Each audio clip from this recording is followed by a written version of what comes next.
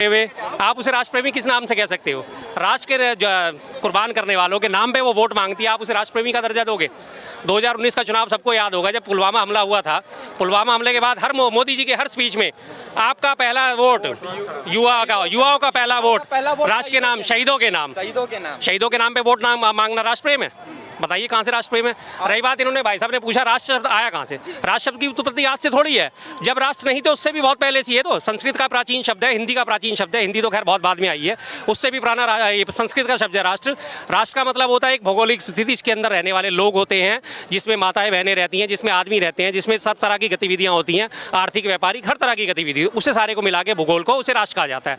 और राष्ट्र की उन्नति का मतलब ठीक है, हर एक व्यक्ति की उन्नति राष्ट्र की उन्नति है।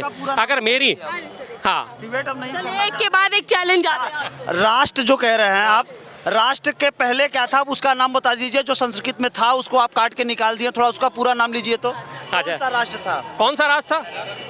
अरे सर, राष्ट्र हर एक उस देश को कहा जाता है, हर एक उस भागीदारी इनको शर्म आ रही है।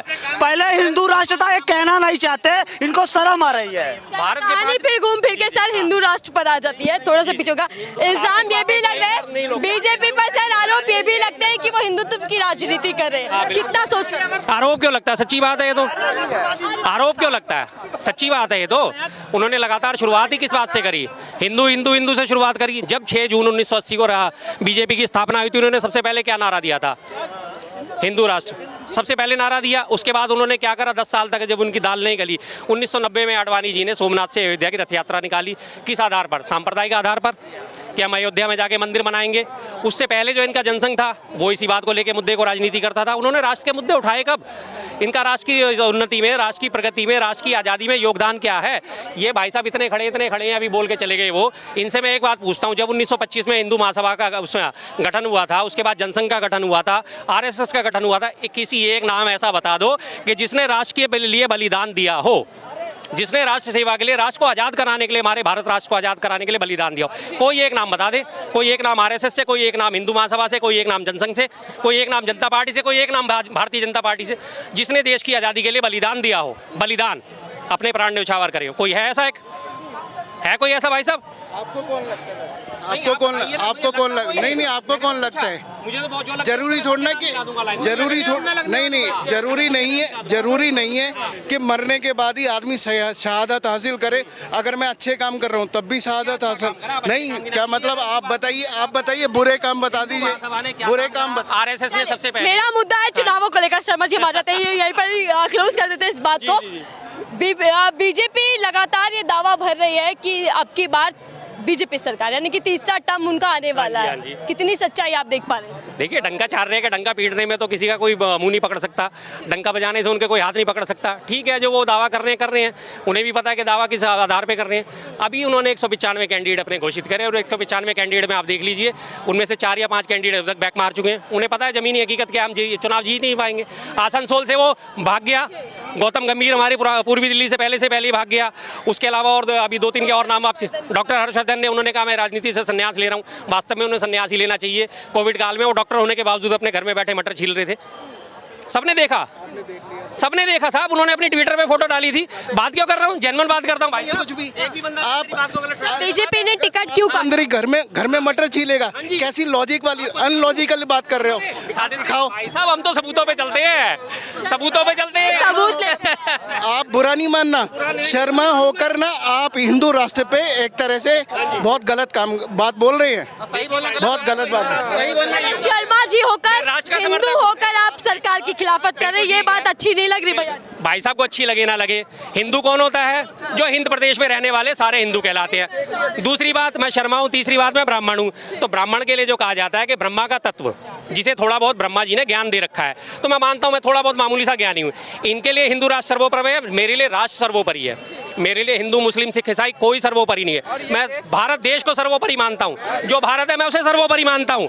मैं बाद में ब्राह्मण हूँ, मैं बाद में शर्मा हूँ, मैं बाद में हिंदू हूँ। हाँ, इनके ये जात पदार्थ शर्मा कह रहे हैं, इनको शर्मा कह के वो राष्ट्र की बात कर रहे हैं, ये शर्मा वाली बात कर रहे हैं। अरे जब आदमी राष्ट्र की बात कर रहा है, दिला रहे ना, शर्मा मतलब बीजेपी भैया, वोटर से। तो फिर शर्मा मतलब क्या है? शर्मा शर्मा मतलब है क्या? बीजेपी नहीं शर्मा मतलब है क्या? होकर अगर तुम संस्कृति को नहीं समझ पा रहे हो, सनातनी होकर तुम यही नहीं समझ पा रहे क्या कह रहे हैं सर? बोले जो बीजेपी को वोट देगा वो हिंदू है आज के डेट में, जो बीजेपी को वोट नहीं देगा वो हिंदू नहीं है। बीजेपी के तरफ से ये कहना है कि जो हिंदू को वोट देगा वो हिंदू है और जो बीजेपी को वोट नहीं देगा वो हिंदू नहीं है, ये शर्मा कहना है। तो शर्मा जी आपको टैग भी दे देगा कि शर्मा होकर आप बताइए विरोध कर रहे हैं और सब में मटर छील रहे हैं। ये कोरोना काल की फोटो है, ये कोरोना काल की, जब 2019 के बाद कोरोना काल में लॉकडाउन लागू हुआ था, तब की फोटो है। तुम्हारे अंकल पप्पू की फोटो दिखाऊं इसमें, वो आलू निकाल रहे हैं, वो आलू निकाल रहे हैं। नहीं है, गलत आप बात कर रहे हो। पर्सनल जाओगे तो मैं बहुत पर्सनल चला जाऊंगा। शर्मा कहना है। तो शर्मा जी आपको टैग भी दे देगा कि शर्मा होकर आप बताइए विरोध कर रहे हैं और सब में मटर छील रहे हैं। ये कोरोना काल की फोटो है, ये कोरोना काल की, जब 2019 के बाद कोरोना काल में लॉकडाउन लागू हुआ था, तब की फोटो है। तुम्हारे अंकल पप्पू की फोटो दिखाऊं इसमें, वो आलू निकाल रहे हैं, वो आलू निकाल रहे हैं। नहीं है, गलत आप बात कर रहे हो। पर्सनल जाओगे तो मैं बहुत पर्सनल चला जाऊंगा। मैं अच्छा नहीं मानता इस चीज को। अच्छा आपने जो बात सबूत मांगा था, सबूत के साथ पेश कर दिया। ये कोरोना काल की मटर छीलते हुए फोटो है भाई साहब की। कोरोना काल की हो ही नहीं सकती। और बोलो काल की निकली तो आप क्या कहोगे? इसका भी सबूत अभी दे देते हैं। कब की फोटो है अभी ये दिखा देते हैं। हाँ जी, आज तक ये रहा। आपने घर में अरे सर, अभी ये सब चीजें मैंने घर में बैठ के बनाई है। मैंने मेरा मुद्दा सर अलग है सर। डॉक्टर हर्षवर्धन का टिकट कट गया, क्या लगता है कि बात का मैं जवाब दे। इन्होंने कहा मैंने बर्तन धोए, मैं हकीकत कहता हूँ मैंने घर में वास्तव में बर्तन धोए, क्योंकि मेरी ना बीवी जो है वो कामकाजी है। जब हम घर में खाली बैठे थे तो मैंने कहा ठीक है भाई, तब हमने देखा कि वास्तव में बीवी कामकाजी होने के बावजूद भी कितना काम करती है। तो मैंने कहा ठीक है, सुबह की चाय मैं बनाऊंगा, बर्तन मैं धोऊंगा, दोपहर का खाना तू बनाएगी, बर्तन तू दे। मैंने पूरा साथ दिया उसका। मैं बिल्कुल शर्म नहीं कहता इस बात से। बकायदा और मेरी फोटो है बर्तन धोते हुए, मैं आपको दिखाऊं?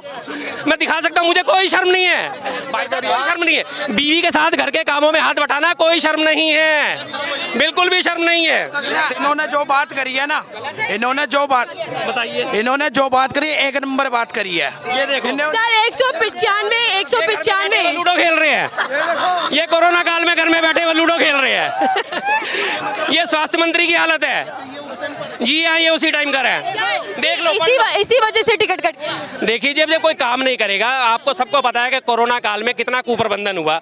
एक स्वास्थ्य मंत्री होने के नाते उन्होंने एक बार जी झूठी मीडिया बोलो। झूठी क्या मतलब? मीडिया झूठी मीडिया हो सकती है यार। ये कौन झूठी मीडिया? एक बात यार, अभी आपने कहा कि नहीं कहा? हम बोला कहा कि नहीं? झूठी मीडिया कहा कि नहीं? बोलने दोगे या फिर जबरदस्ती? सर डॉक्टर हर्षवर्धन ने काम किया, आप मानते हैं, जनता मानते हैं। मैं ये पूछे, चलिए वो छोड़ दीजिएगा, टिकट क्यों काट दिया गया? बीजेपी ने इतने दिग्गज नेता, पुराने नेताओं का टिकट क्यों काटा? नहीं ऐसा है ना, मीडिया है कि नहीं, उसमें गलत छाप रखा ना, गलत मीडिया झूठी हो गई। एक्चुअली मीडिया मीडिया झूठी है। हो